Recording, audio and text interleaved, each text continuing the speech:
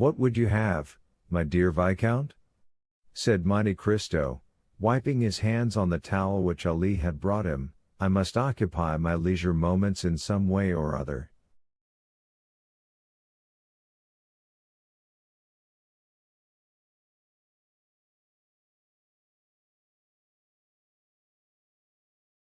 "But come, I am waiting for you."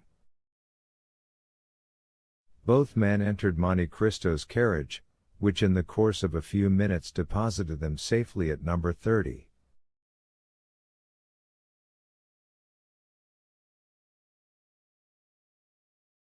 Monte Cristo took Albert into his study, and pointing to a seat, placed another for himself.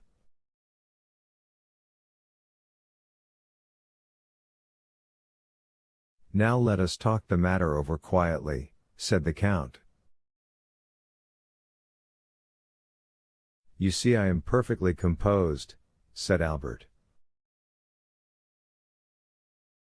"With whom are you going to fight?" "With Beauchamp." "One of your friends." "Of course, it is always with friends that one fights." "I suppose you have some cause of quarrel?" "I have." "What has he done to you?" "There appeared in his journal last night, but wait, and read for yourself."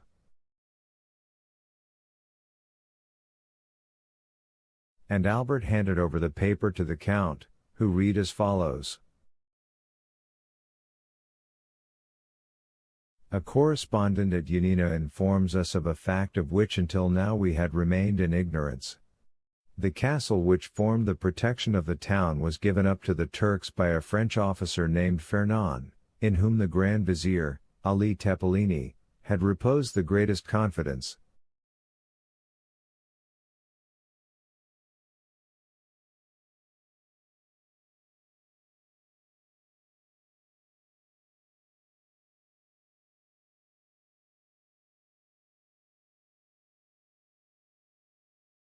"Well," said Monte Cristo, "what do you see in that to annoy you?"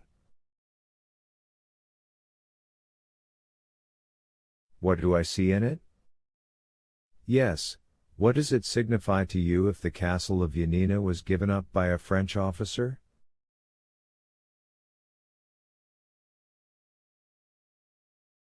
"It signifies to my father, the Count of Mercer, whose Christian name is Fernand."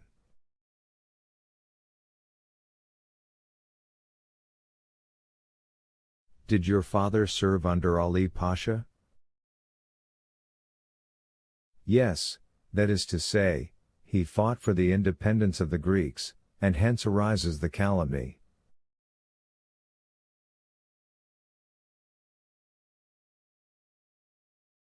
"Oh, my dear Viscount, do talk reason." "I do not desire to do otherwise."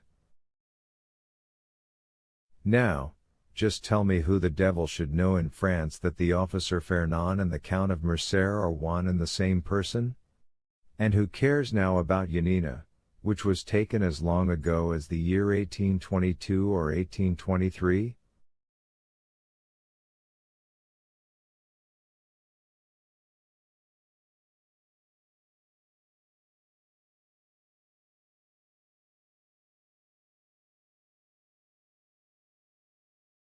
That just shows the meanness of this slander.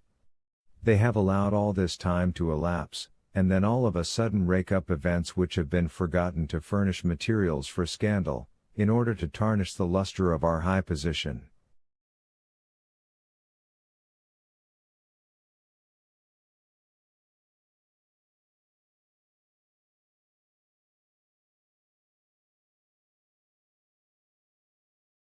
I inherit my father's name, and I do not choose that the shadow of disgrace should darken it.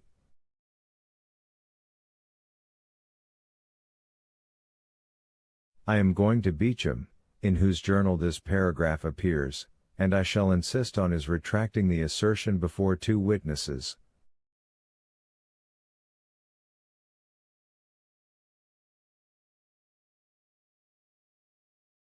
Beecham will never retract. Then he must fight. No, he will not, for he will tell you, what is very true, that perhaps there were 50 officers in the Greek army bearing the same name.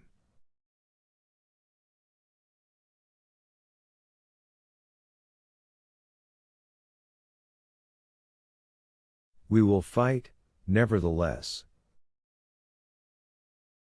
I will efface that blot on my father's character.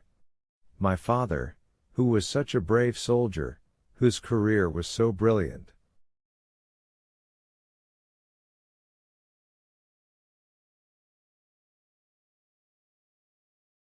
Oh, well, he will add. We are warranted in believing that this Fernand is not the illustrious Count of Mercer, who also bears the same Christian name.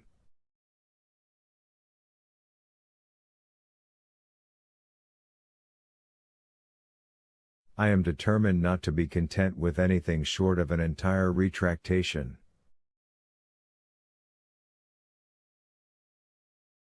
And you intend to make him do it in the presence of 2 witnesses, do you? Yes. You do wrong. Which means, I suppose, that you refuse the service which I asked of you?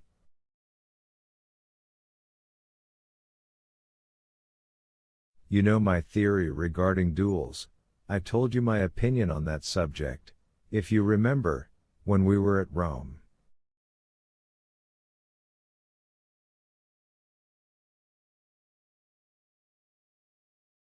Nevertheless, my dear Count, I found you this morning engaged in an occupation but little consistent with the notions you profess to entertain.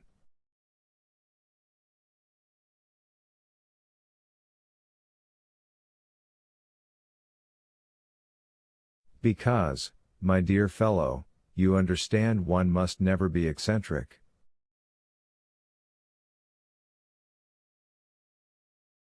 If one's lot is cast among fools, it is necessary to study folly. I shall perhaps find myself one day called out by some harebrained scamp, who has no more real cause of quarrel with me than you have with Beecham. He may take me to task for some foolish trifle or other, he will bring his witnesses, or will insult me in some public place, and I am expected to kill him for all that.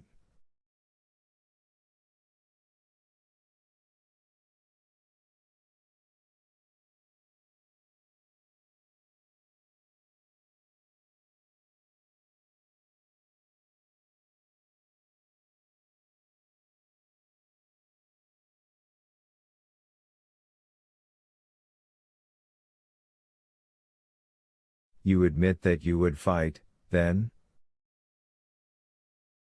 Well, if so, why do you object to my doing so?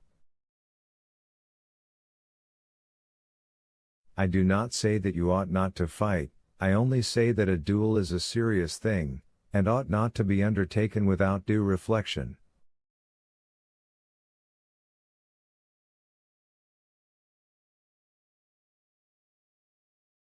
Did he reflect before he insulted my father? If he spoke hastily, and owns that he did so, you ought to be satisfied.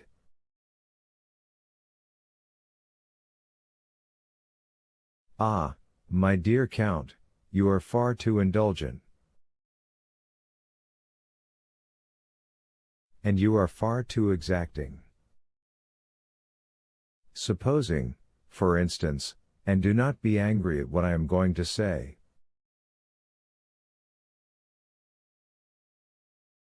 Well? Supposing the assertion to be really true?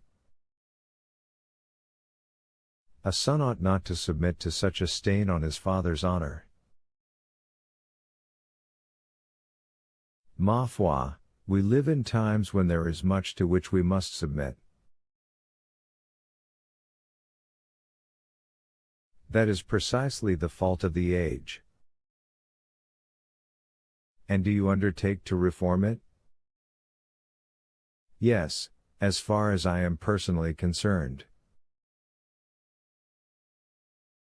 Well, you are indeed exacting, my dear fellow.